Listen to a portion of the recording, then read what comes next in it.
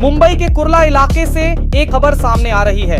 Kurla best depot में एक electric double decker bus में अचानक भीषण आग लग गई। आग इतनी तेज थी कि देखते ही देखते करोड़ों की यह बस पूरी तरह जलकर राख हो गई। गनीमत यह रही कि जिस वक्त यह हादसा हुआ बस में कोई भी यात्री मौजूद नहीं था और बस डिपो के अंदर खटी। इस कारण किसी के हताहत होने या घायल होने की खबर नहीं है। घटना की जानकारी मिलते ही मुंबई फायर ब्रिगेड की गाड़ियां मौके पर पहुंची थी। मशक्कत के बाद आग पर काबू पा लिया गया। बता दें कि यह बस मुंबई के बेधे में हाल ही में शामिल की गई नई इलेक्ट्रिक बसों में से एक थी। फिलहाल आग लगने के कारणों का पता लगाया जा रहा है। सावधानी बरतें और सुरक्षित रहें।